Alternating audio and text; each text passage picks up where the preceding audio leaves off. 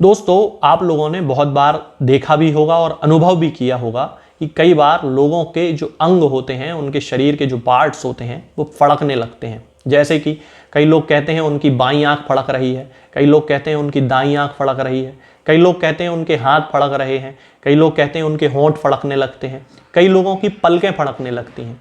तो ये जो फड़कना होता है, इसको सामान्यतः लोग शकुन अपशकुन से जोड़कर देखते हैं, लेकिन मेडिकल साइंस में यानी कि चिकित्सा विज्ञान में ये किसी बीमारी की अवस्था का संकेत होता है। सामान्यतः ये किसी बीमारी से रिलेटेड नहीं भी होता है, सामान्य रूप से भी लोगों में अंगों का फड़कन देखा जाता है, लेकिन कई बार ये किसी गंभीरतम बीमारी की अवस्था की ओर संकेत कर रहा होता है, यानी कि बहुत सीवियर मेडिकल कंडीशंस, जिनमें कि कोरिया या पार्किंसनिज्म भी हो सकता है, या पार्किंसंस डिसीज जिसे कहते हैं, कोरिया कहा जाता है।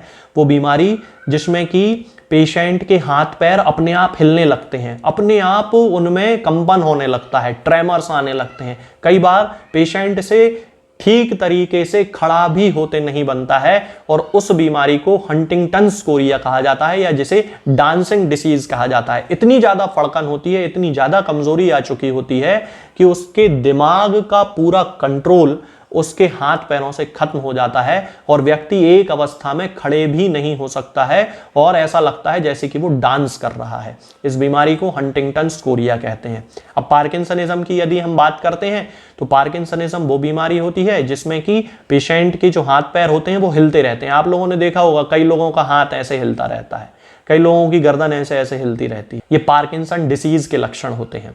तो आज इस वीडियो में जिस मेडिसिन के बारे में मैं आपसे बात करने वाला हूं, वो इस जर्की मूवमेंट्स के लिए, चाहे वो कोरिया हो, चाहे वो पार्किंसन डिसीज हो, चाहे अंगों का फड़कना हो, आंख फड़क सकती है, पलक फड़क सकती है, कुछ भी हो, उस अवस्था में इस मेडिसिन का उपयोग किया जाता है, और इस मेडिसिन को एगैरिकस मस्केरियस कहा जाता है। हालांकि एगैरिकस मस्केरियस का और भी बहुत सारी बीमारियों में उपयोग किया जाता है। जरूरी नहीं कि उसमें ये कोरिया के या ट्रेमर के या कंबन के या जर्क के लक्षण देखने को मिले ही, फिर भी ये कैरेक्टरिस्टिक सिम्टम होते हैं एगैरिकस मस्केरियस के। तो यदि हम एगैरिकस मस्केरियस के सबसे पहले कैरेक्टरिस्टिक सिम्टम की बात करते हैं, तो ये देखा जाता है कि इस व्यक्ति को जो कंपन आते हैं, चाहे वो कोरिया हो, चाहे पार्किंसनिज्म हो, कुछ भी हो, वो केवल जागती हुई अवस्था में ही आते हैं। यानी कि जब व्यक्ति दिन भर में कुछ काम कर रहा है, बैठा है, जाग रहा है, तभी केवल उसके शरीर में कंपन होगा।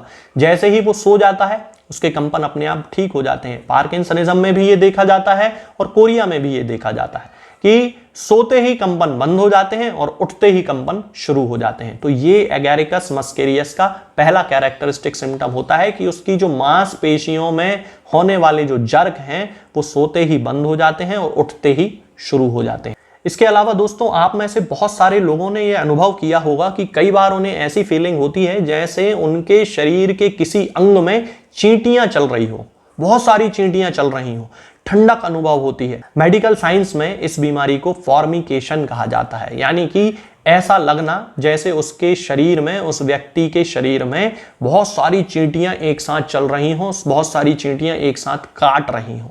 इस कंडीशन में एगैरिकस मस्केरियस बहुत ही ज्यादा उपयोगी मेडिसिन है। अब व्यक्ति को बीमारी कोई भी हो, यदि उसे फॉर्मिकेशन का लक्षण है, यानी कि उसे ऐसा लग रहा है कि उस व्यक्ति के, मान लीजिए हाथ में ऐसा लग रहा है कि हाथ में इधर बहुत सारी चींटियां एक साथ चल रही हैं और एकदम ठंडक का एहसास हो रहा है, तो उसके शरीर में चींटियां नहीं चल रही हैं, उसके नर्वस सिस्टम की कमजोरी के कारण ये लक्षण देखने में आ रहा है कि उसके पूरे शरीर में चींटियों का अनुभव है।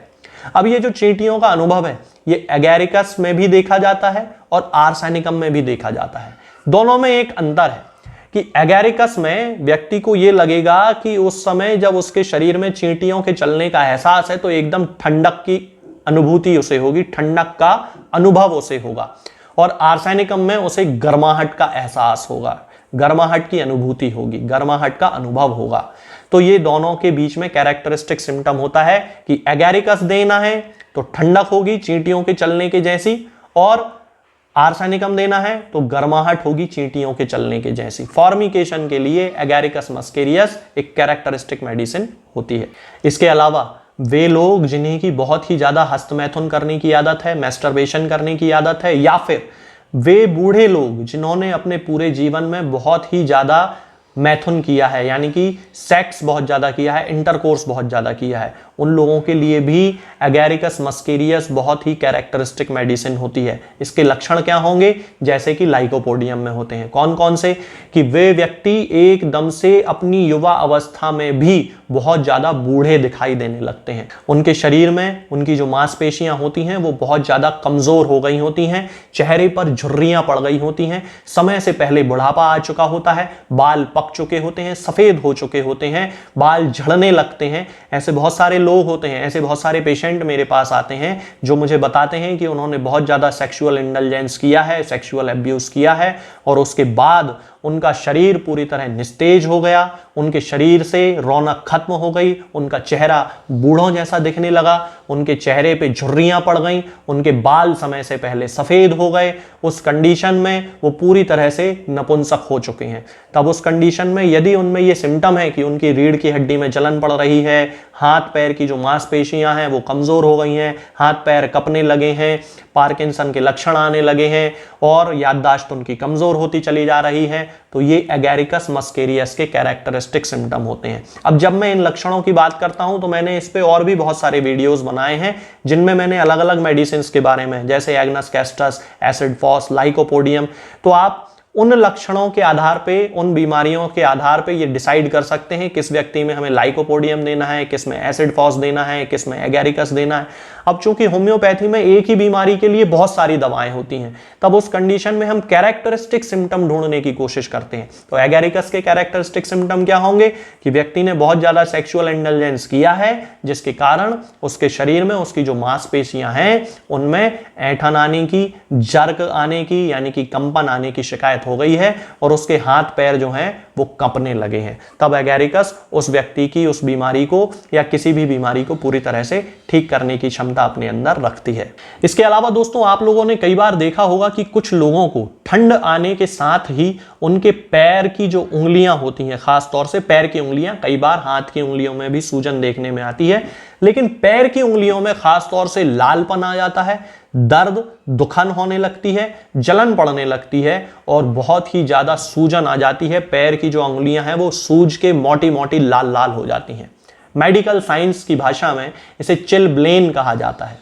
तो जिन लोगों को चिलब्लेन होने की शिकायत है, मैंने अपनी लाइफ में ऐसे बहुत सारे पेशेंट्स देखे हैं जिनको कि चिलब्लेन होने की शिकायत है, जैसे ही ठंडें आती हैं, नवंबर दिसंबर का महीना शुरू होता है, उनके पैर की उंगलियों में खुजली चलने लगती है, खास तौर से तब जबकि वो बिस्तर में जाके लेट जाते हैं, रजाई में पैरों को छुपा लेते हैं, तो बिस्तर की गर्माहट से उनके पैरों में खुजली चलने लगती है, उनकी उंगलियों में सूजन आ जाती है, खास तौर से पैर की उंगलियों में बहुत ज्यादा उन्हें दर्द होने लगता है। तो इस कंडीशन को चिलब्लेन कहा जाता है और चिलब्लेन की एक कैरेक्टरिस्टिक मेडिसिन होती है एगैरिकस मस्केरियस।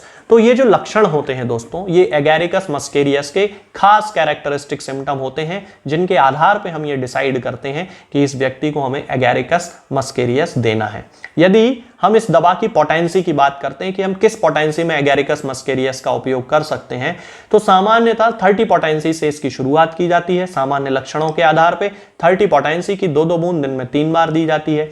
यदि डॉक्टर को ऐसा लगता है कि लक्षणों की तीव्रता कुछ अधिक है तो वो 200 पोटेंसी की 4 बूंद हफ्ते में 1 बार भी दे सकता है, 2 बार, 3 बार, 4 बार। वो अपने हिसाब से डिसाइड करता है व्यक्ति के लक्षणों को देख के कि उसे किस मात्रा में, किस डोज को किस तरह से सेट करना है। इसकी 1 mg पोटेंसी भी उपयोग में ली जाती है, तब 15 दिन में या हफ्ते में 1 बार उसकी 4 बूंद पेशेंट को पिलाई जाती है। तो इस तरह लक्षणों के आधार पे इस दवा की पोटेंसी का निर्धारण किया जाता है। ये जो दवा है, हमें ध्यान ये रखना चाहिए कि हमेशा खाली पेट ही पीना चाहिए या फिर खाना खाने के आधे घंटे पहले या 2-2.5 घंटे बाद हमें इस दवा को पीना चाहिए। होम्योपैथी की ज्यादातर दवाओं को हमें इसी तरह से उपयोग में लिया जाना चाहिए कि खाली पेट ही हम उसका उपयोग करें तो ज्यादा अच्छा रहता है। इसके अलावा ये जो दवा है ये आपको किसी भी होम्योपैथिक मेडिकल स्टोर पे मिल जाएगी, होम्योपैथिक फार्मेसी पे मिल जाएगी, ऑनलाइन भी आप इसे मंगा सकते हैं। लेकिन मैं किसी पेशेंट को ना ही कोई दवा बेचता हूं ना भेजता हूं, क्योंकि मैं केवल एक कंसल्टेंट फिजिशियन हूं, केवल प्रिस्क्रिप्शन देता हूं, पर्चा देता हूं। मेडिसिन मार्केट से ही मेरे पेशेंट्स जो हैं वो खरीदते हैं। आज के इस वीडियो में दोस्तों फिलहाल इतना ही। आगे के वीडियोस में मैं आपसे बात करूंगा कुछ नई बीमारियों के बारे में और उनकी होम्योपैथिक दवाओं के बारे में।